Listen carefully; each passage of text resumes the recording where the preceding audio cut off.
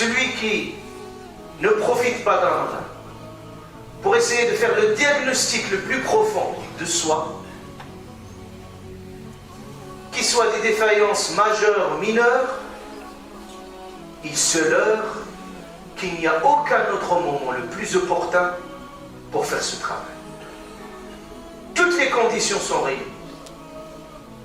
L'environnement spirituel, l'environnement familial, la bénédiction d'Allah Azza wa Jalla durant ce mois, les portes de paradis qui sont ouvertes, le mal qu'Allah l'empêche, subhanahu wa ta'ala, de progresser, Ash-Shayatin, des grands diables qui sont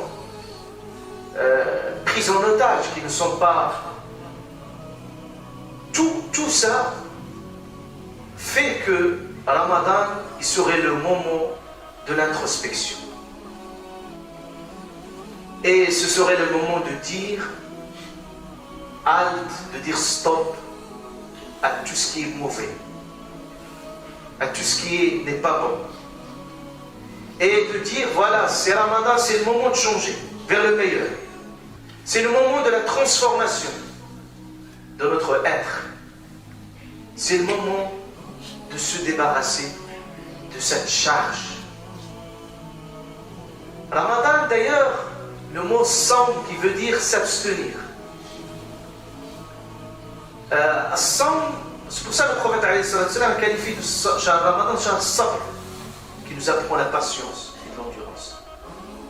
Si on peut le résumer en un seul mot, d'ailleurs le mot taqwa que je viens d'évoquer tout à l'heure, qui est l'objectif principal de Saum, ça nous permet de nous dépouiller, de nous décharger et surtout faire le vidange de nos consciences et de nos cœurs.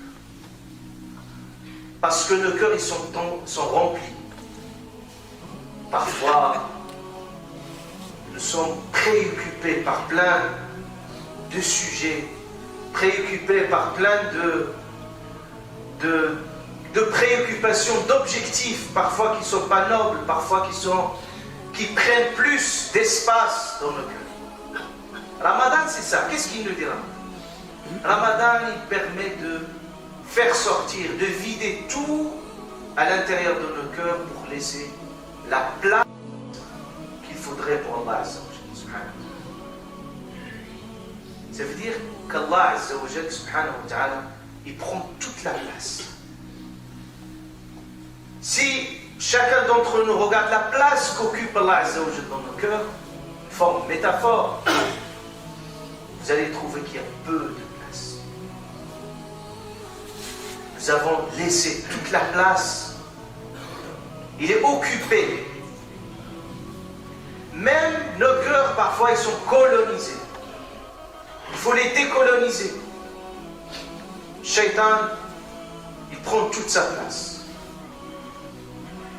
Et Ramadan, ça nous permet de vivre cette proximité avec Allah Azza wa Jalla, qui nous permet de vivre des moments les plus intenses à chaque moment, à chaque instant. Et c'est ça la vie heureuse. C'est ça la belle vie qu'Allah subhanahu wa ta'ala a promis pour les gens qui vivent à chaque moment, à chaque instant, la proximité avec Allah Azza wa Jalla. Et Ramadan nous permet de le faire.